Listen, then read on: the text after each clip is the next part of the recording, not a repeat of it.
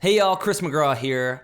I am currently unpacking boxes in our new house, and I've got my studio office, set up pretty nice. I like the way that it looks right now.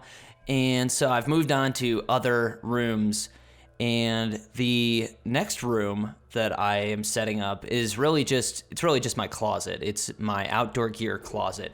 And it made me think about some of the trips that I've been on with my gear, and how when I traveled to Antarctica to shoot photos for the climb, I did not know what to bring with me as far as clothes, and I really had a hard time, figuring out what lenses and cameras to bring with me. I had a 20-pound weight limit, which almost everyone other than me, I guess, didn't even pay attention to, but I had to be specific with the gear that I was bringing. So I decided to make this video. It's actually a two-part video. Help out anybody who is traveling to Antarctica. This could also be helpful for people who are going, somewhere in the Arctic as well, Greenland, that sort of a thing. Part one is going to be the clothes that I wore and what I've learned since. So maybe what I brought with me, what I didn't wear, and then what I have now that I would replace stuff with. And part two will be the camera gear. So let's check it out.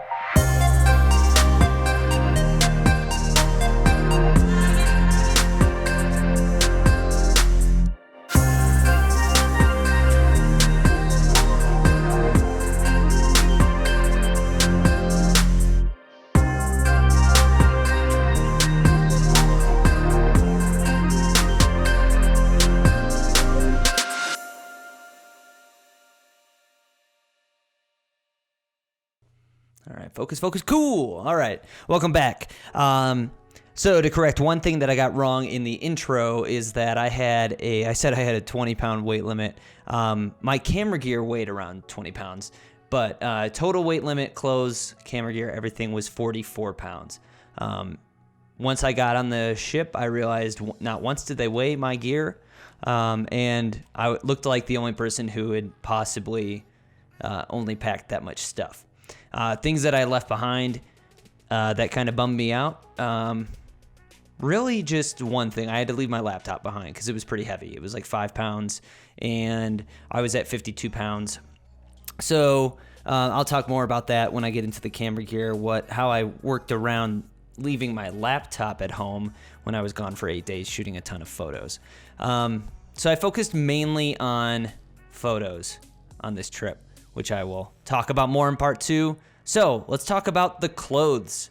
Here, some of these jackets are big, so I'm going to zoom out a little bit. There we go. So first things first, let's talk about jackets. And as you know, as anybody with any common sense knows, Antarctica is a cold place. I was there in December, which was their summer. So it was light out, starting at 3 in the morning and until 11 or 12 at night. It didn't really ever get dark. It kind of just got just this twilight the entire time. So that was a little crazy. Sleep patterns were a little weird. But getting back to the clothes, to start off with, it's cold. We were traveling in Zodiac boats from the ship to shore from plenty of different places, and the weather could be unpredictable. With all those factors, I decided to go with a hard shell instead of a soft shell. Soft shell is a little bit more breathable, not as waterproof. And I think I made the right decision. I bought this. This is probably the most expensive jacket that I bought for this trip, I think.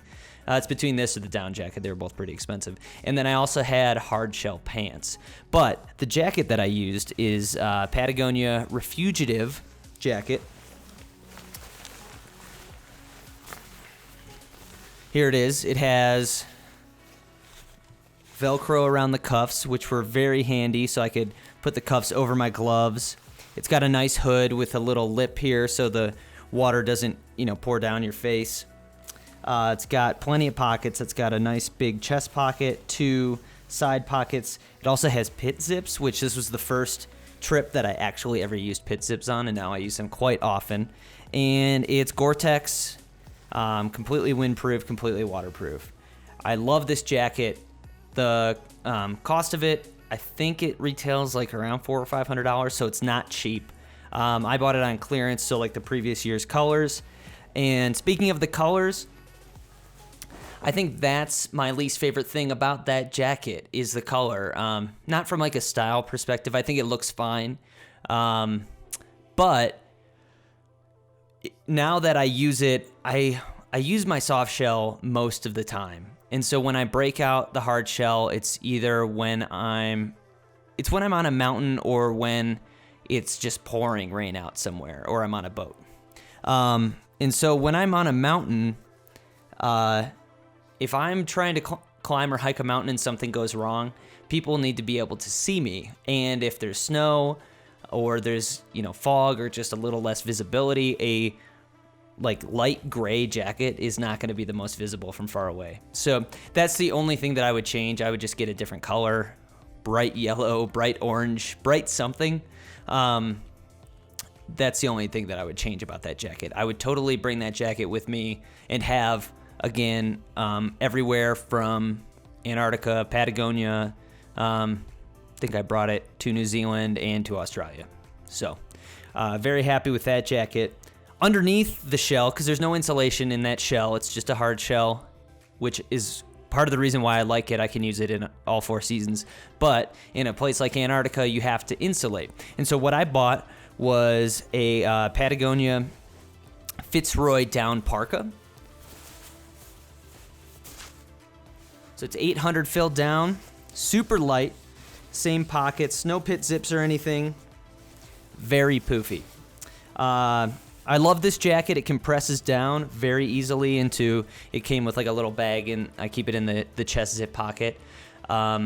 Really like it, but it is so lofted that it kind of constricted me underneath the Refugitive jacket, which isn't a tight jacket. So probably what I would do if I was to go back is one of 2 things. If you have a down vest, which I have just a Patagonia down sweater vest that I actually picked up at a thrift store for like $20. It was a total score. I would use that. It'll keep you warm, and like my extremities weren't that cold, and it's not like I'm not wearing anything under the vest, so that'll keep you pretty warm. Plus it'll allow you to move around much easier.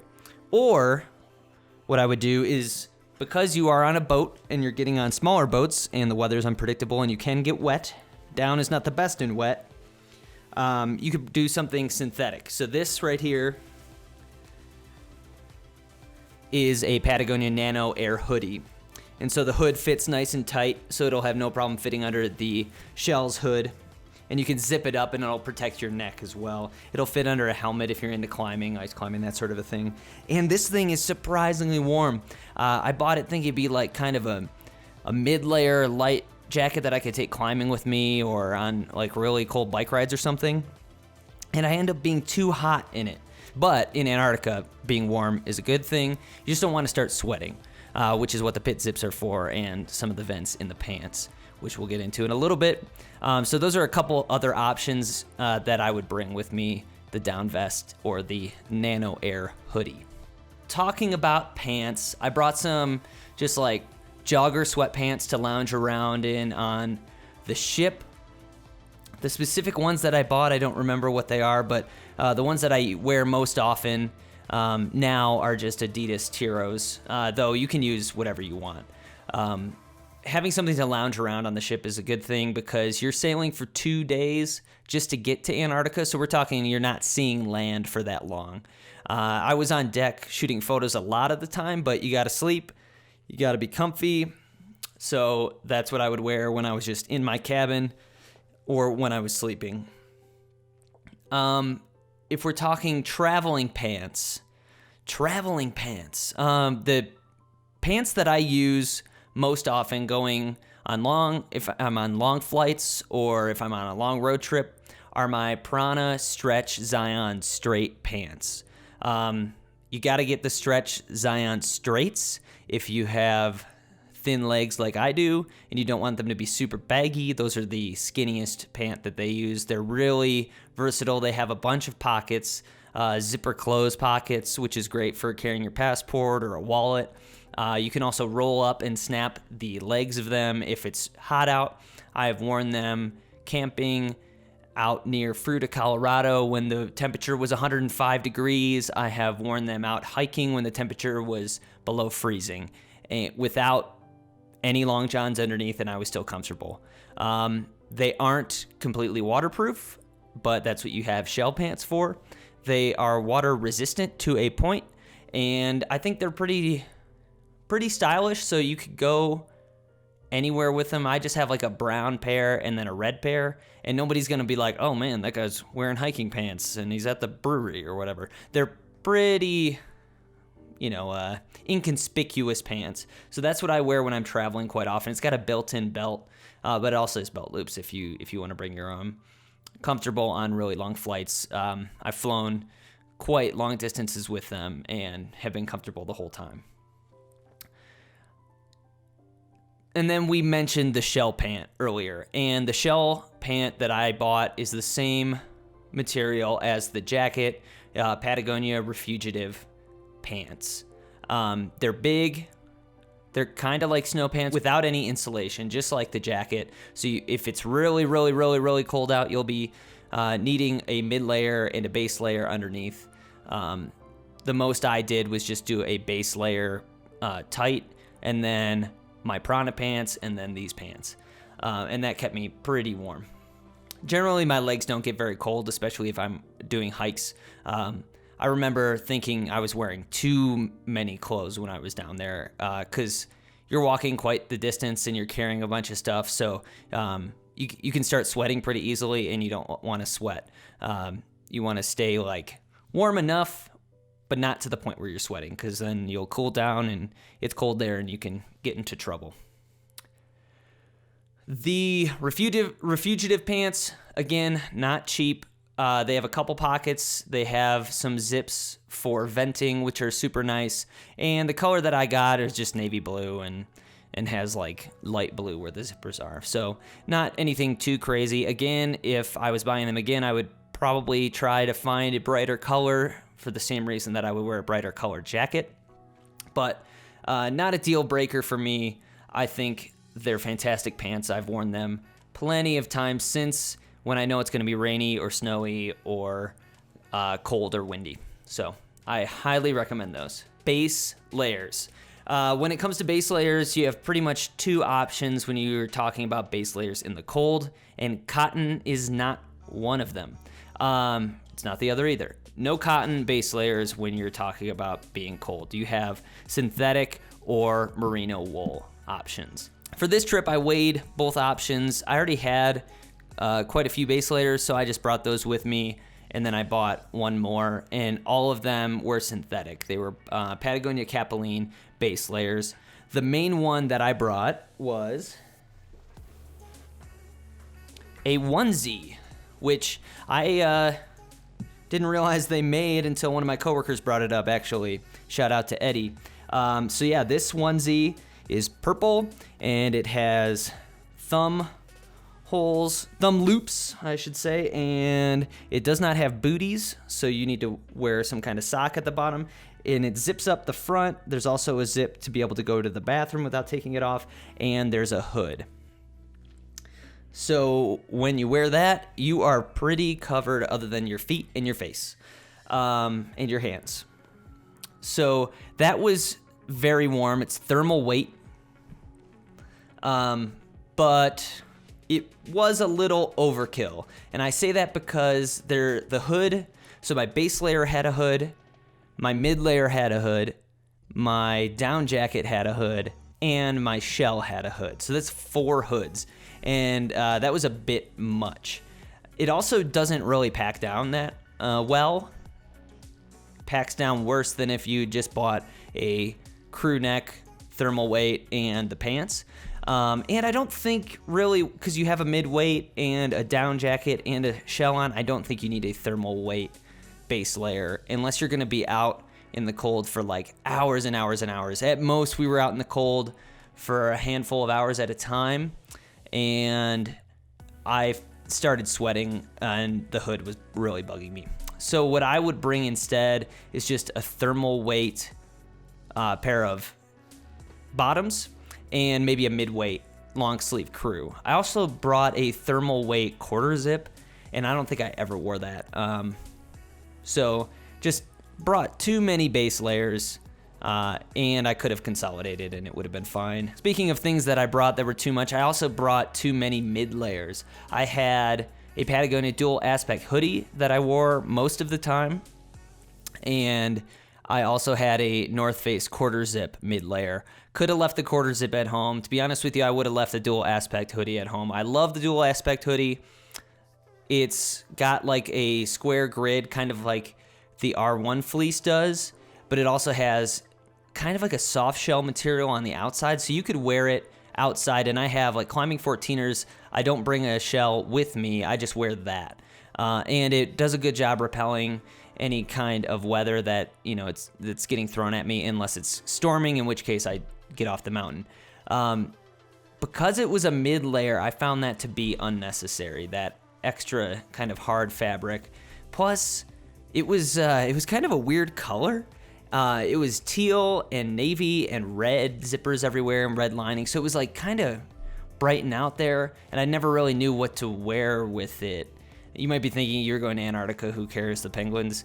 Well, for some reason I cared, so I didn't really know what to wear with it, being that, like, all those crazy colors. That being said, what I would replace it with, which is a Patagonia R1 pullover half zip hoodie, long name there. The one that I have is teal and purple, which aren't any less conspicuous. Kind of like the Fresh Prince Jordans if you're a sneakerhead, but I just love teal and purple. So I love this. Here, let's show off this grid fleece that I'm talking about. So there you go. So the air gets trapped in there and gets heated up by your body, and it'll keep you super warm. It's got some thumb holes here. Let's get a shot of that, which I find very handy, and it's not a full zip, but it zips down almost all the way. So here's the zipper, zips down almost all the way, and then there's a chest pocket as well. I love that hoodie.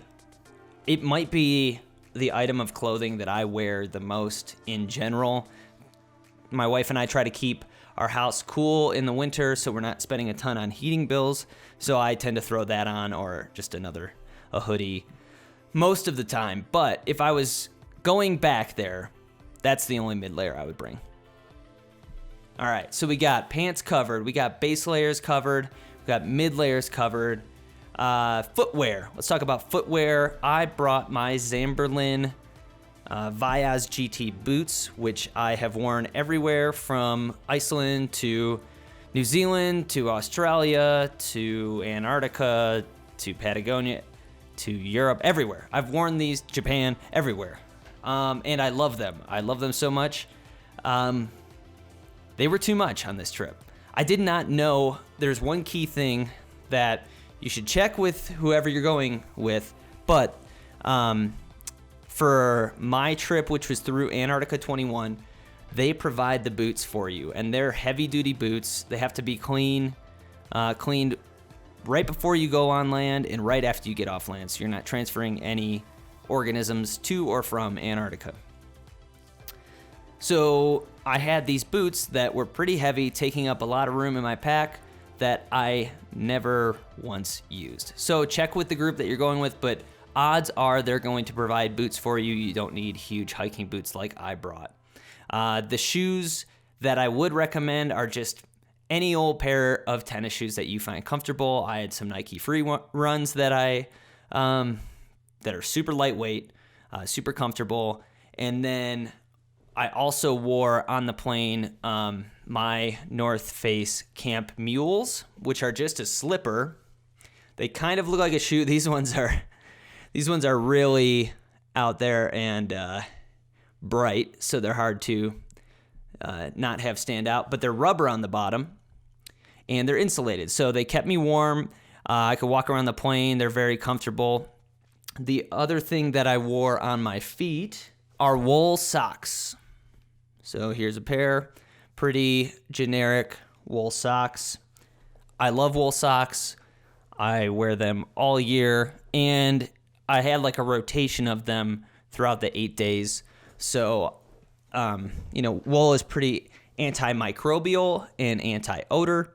So I was able to get away with like 3 or 4 pair and just rotate them. And, by the time the 4th pair was done being used, the first one, they were fresh. Brought a beanie. I brought 2 beanies. Did not need 2 beanies. I just wore 1 beanie almost the entire time. When I wasn't wearing this on my head, I was wearing a Toronto Blue Jays wool throwback New Era cap. Again, wool doesn't stink. I was wearing that a lot, wearing it through the airport. So both of these did very well. I did bring ski goggles. I used them. I don't think I would bring them again. I think the best thing that you could probably bring are a pair of like glacier glasses. So here's a pair right here. I have, you can see I'm wearing glasses now, so I have a prescription. I brought a pair of prescription sunglasses, so that way I didn't have to fool around with contacts, which tend to bug my eyes. But if you can get away with contacts in a pair of glacier glasses, that's probably the way to go. It'll protect you a little bit from the light on the sides and obviously from the glare off the snow. And then I had just a normal automatic dive watch that I put on a NATO strap. If you have it on a metal band, it'll get cold. And so I try to keep it as small amount of cold metal on my skin as possible. And then finally, gloves. Let's talk about gloves. So few things with gloves. Make sure you get the right size. I have a few pair of gloves that I like that I bought in a size that I thought was my own. Ended up being a little too big on me. So it was fine. I ended up wearing 2 pair of gloves at all times. I had glove liners and then I had full-on gloves. The full-on gloves had a wrist strap, so I could take them off and just let them dangle, kind of like when you're a little kid. Then you have your mittens attached to your wrists. Because I was not really able to use those gloves very well with my camera, I was pulling them off a lot, and having them attached to my wrist, knowing that I'm not going to leave a glove somewhere, was really nice. The glove liners that I used were really nice as well. I think merino wool ones will probably be your best bet. They're a lot thinner, but it's better than taking your glove off and having just bare hand open. They do protect you still a little bit, and they're thin enough that you can, mess with your camera, press different buttons, and not hitting the wrong thing. So that is what I brought to Antarctica clothing-wise. And there's one last thing. There's a review of this bag on my website, chrispmcgraw.com. If you go under Almost Adventurous, that's my blog that I very rarely update, but there is a review of this bag. And so I brought 2 bags. I brought a camera backpack and I brought a bag for my clothes. So the bag is a Patagonia MLC 45, and MLC stands for Maximum Legal Carry-On. This bag I got from my wife for my birthday, a few years back, and it is the perfect size. 45 liters, there's a ton of compartments, and I know pretty much everywhere I can fit it in the overhead bin. The only time I actually had an issue with it was when I was flying on this trip. I kind of overpacked it a little bit. They did make me check it because it was like bulging at the seams, but I packed it a little bit better on the way back as I flew through Santiago and Atlanta back to Detroit, and it was not an issue then. It goes almost everywhere with me. It's been all 6 continents that I've been on in my life. This bag has followed me there. Plenty of compartments so I can keep my toiletries separate. And I just love this bag. I highly recommend it. Check out the full review on chrispmcgraw.com underneath Almost Adventurous. Stay tuned for part 2 where I'm going to talk about the camera gear that I brought down to Antarctica. It's probably a little bit more exciting than the clothes I was wearing, but hopefully y'all found this pretty helpful and these tips will help you stay warm, this winter or next summer, wherever you're traveling to. Thanks for watching.